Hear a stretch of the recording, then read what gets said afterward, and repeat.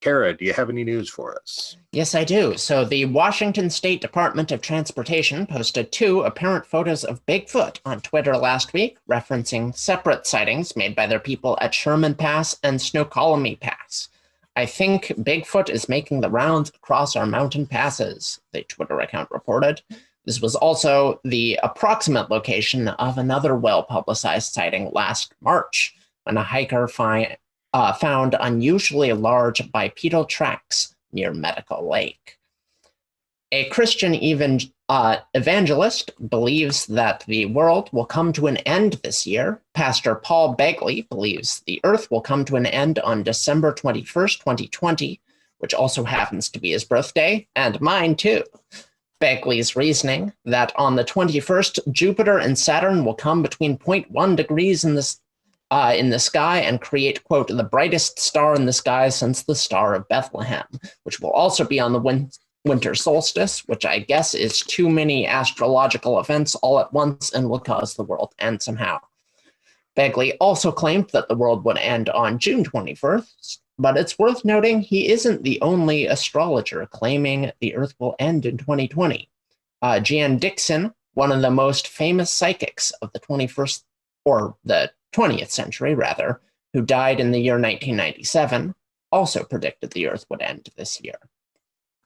Scientists have discovered a bizarre exoplanet that orbits so close to its star that it has a thin atmosphere of molten rock.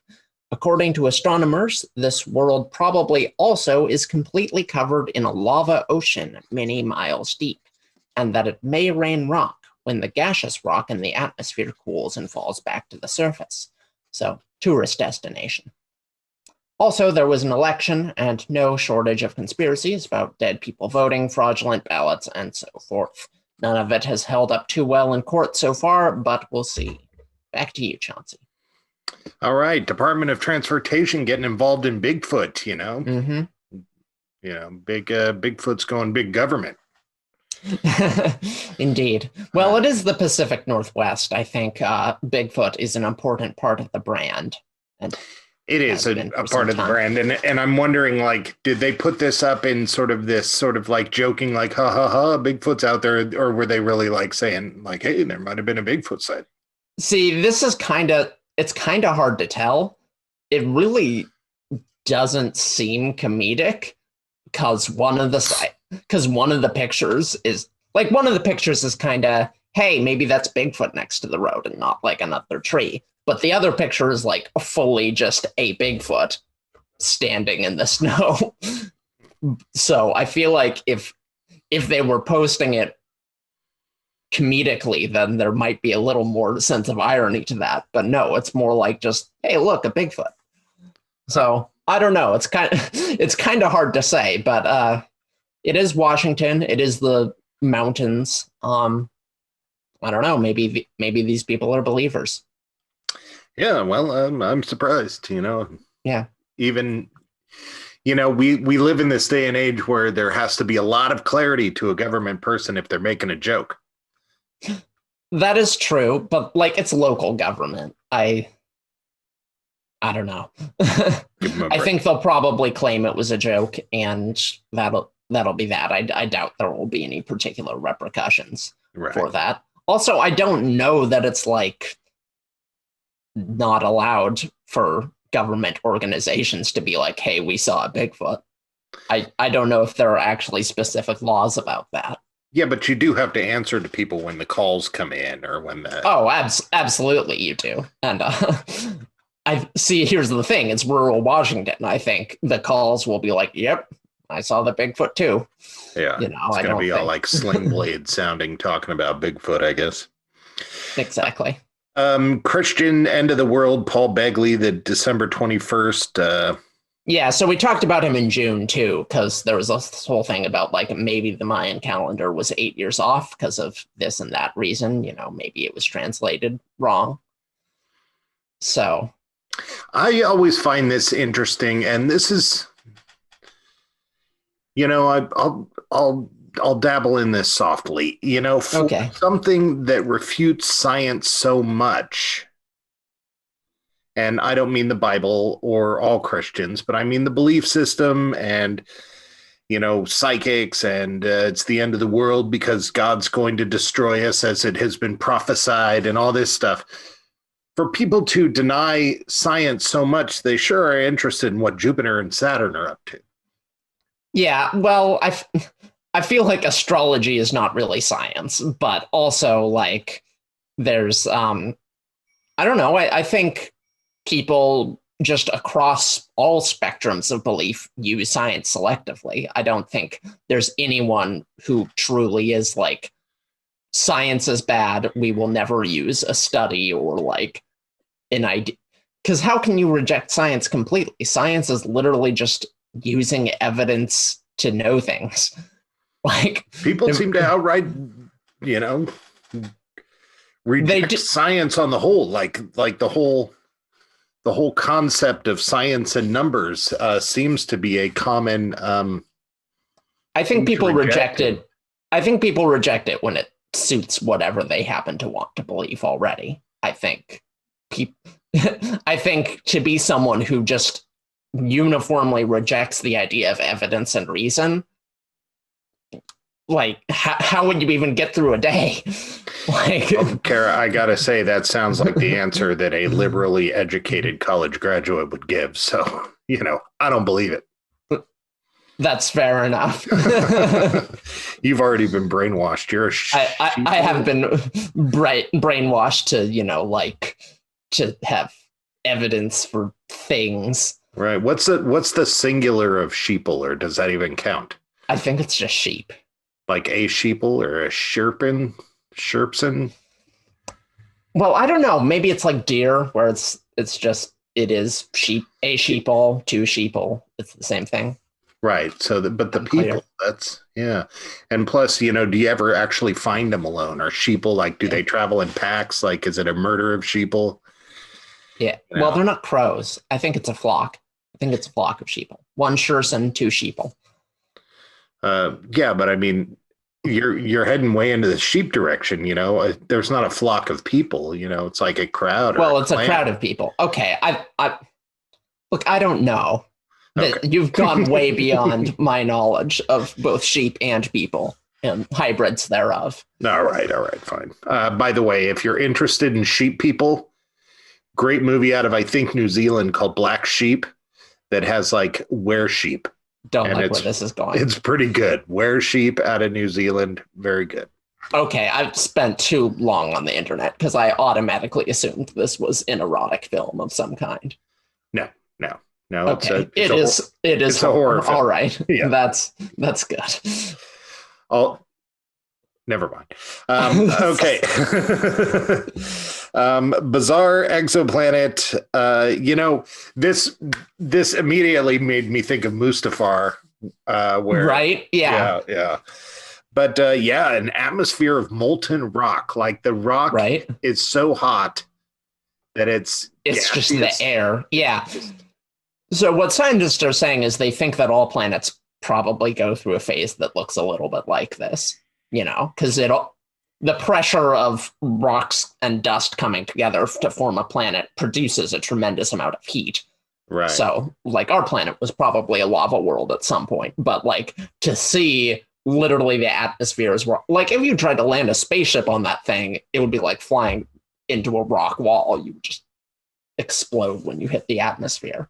Right. Not from the heat, but from the fact that vaporized rock is still as dense as rock. Right. Right. Yeah. I always find this interesting. Like, I remember reading that the planet's surface of Saturn was probably like the consistency of a souffle or something, that it was basically jello-y and spongy and right, because we could stand on it, but you'd probably kind of slowly sink and you'd have to like walk and keep moving. And it's like, I don't know. It's weird. It's weird what's out there. Also, you would be, crushed by the enormous pressure of all that gas on top. Right, of course, But if you could survive, then it would be like ooze. Right. The only person who could actually land there and do anything would be James Cameron. But sure, yeah. Right. Yeah. You gotta have that. He has dispensation from God to explore hazardous environments. And then, as much as everybody's sick of it, the election, we are wrapped up in a controversy there. There is quite a, quite a big, even, I mean, anybody who's on Facebook, Sure. I'm going to come in with my liberal nonsense. I think it's a stupid controversy. I think there is no controversy. I do too, because, what you're going to manipulate an election right to the point where you barely just make it, but you're also going to give up seats in the House and not win the Senate. Yeah, right. Exactly. It is like astronomical that one could manipulate the world in that way and pull it off, although I'm sure that argument is not changing anybody's mind. Right. I mean, I think it's people find out about how the government works every 4 years, and then they just forget everything. In 2016, you had liberals complaining, well, we won the most votes. Why? It's the Electoral College. Welcome to America. We hate it. Everyone hates it. It's fine. That's just the way it is. And this year, it's like they're still counting the ballots, but it's no longer election. Yes, that's how it's worked always, and that's we're in how a pandemic. It's always worked. We just happen to have more that need to be counted after the fact. Right. Well, we just happen to, because of silly laws saying you have to count, the mail-in. You can't start counting the mail-in ballots till the day of the election. Right. In a bunch of these states. So it's which I have a feeling was a little more based around ratings than it was actually based around any sort of legality or anything. That the state and counties, like localities, count the ballots. The media is not allowed anywhere near the ballots. No. I mean, like putting it off until the day and not being allowed to do it ahead of time. I think there was some outside influence of fanfare there. I think there was a fanfare motivating factor. I'm not going to say that the media did it, but the fanfare did it. Also the idea that we had the early vote numbers in most states, like some of them. Yeah. I don't know exactly what the reasoning was on those laws. So I don't know, but I think it's weird that everybody was coming down on mail-in voting, because I live in a state that it's all mail-in voting. Right. Exactly. So I think states that do mail-in voting have always been like, it's fine, but there's just this idea randomly floating around in right-wing circles that like mail-in voting leads to fraud. Has that ever been shown to have happened? No, but like it's like they think it anyway. So yeah, even right-wing pundits are basically saying that Trump needs to put up some evidence or just show. Well, some of them. I think it's very interesting to see like which ones. I feel like a lot of sort of Bush era, like Karl Rove basically said Trump's speech was hard to watch. There's no evidence. But you've got guys like Doug LaMalfa, the Representative Redding, who's basically said this election was a fraud and Trump won. So like I think the Trump era Republicans are still, they're on this train, but it doesn't look like this is going to go anywhere in court. So, Well, here's what I would like to see from the government. Let me just throw this out there. This is what I would like to see change if Democrats are put into power. This is what I expect for them. I think we need major restrictions on executive orders. Mm-hmm. That whole executive order, just write it up and do it thing. I thought it was BS with Obama. I think it's BS with Trump. I think it's just BS. Sure. That shouldn't be a thing. Lifelong appointments in the civil court and the, justices, lifelong appointments, that needs to go. That's ridiculous. Yeah, none of that is going to change. Yeah, well, it needs to. Yeah, it's not going to. And I've always thought so. It's not just because Trump appointed these people. I've always thought that was like kind of contrary to. I agree, but that's stuff like the Constitution. So it's not even just, get both houses of Congress and the presidency in order to get anything done, which happens like once every 20 years. It's like, once every 10 years, maybe. It's like you need 3/4 of the states to make those changes. Well, they need to get out there and do it. It's not going to happen. Or we need constitutional people to say, yes, it totally applies up until the standard age of death of somebody in 1776. Mm. You know? Yeah, I don't think the Supreme Court is going to be too jazzed to put themselves out of a job by making they can keep like the that. paycheck. I don't care. Keep the paycheck. I think they want to stay on the court because that's what they care about. So no, I mean, me neither. But these people the are other insane. thing, ranked voting. I want to see ranked voting. Those are the things that I want to see. Maine did that for the first time. Oh, did it pass? Yeah. Oh, good. Yeah. Well, Maine's Senate race was ranked voting. Oh! I thought they were voting to have it. No, I doubt we'll ever see national ranked voting, but like states individually are instituting it. Good. We need more of that. The whole irony of this thing is I think Joe Biden is unlikely to take the Senate, and therefore I think the next 4 years, like, he'll reverse Trump's executive orders, and I very much doubt much else is going to happen. What do you think will happen with the Space Force? I do not know if Biden will keep the Space Force, but that's a good point, asking the real questions there. I like the Space Force too. I think I don't know. I don't know anything about it. I just like the phrase Space Force. Totally. Yeah. Operation Warp Speed. I'm willing to keep some of the terminology. Yeah. No, I mean, say what you will. Operation Warp Speed is a ridiculous name. Say what you will about Trump, but he knew how to brand that crap. Yeah, he had the branding. He was like the president in a cartoon from the 80s about like army dudes. Yeah. He was like President Mountain Dew Camacho. Do you know what I'm referring to? Yes. Well, you're referencing Idiocracy. Right. Yeah. He knew branding, man. He knew branding. Yeah, he did know branding. All right. That's enough BS.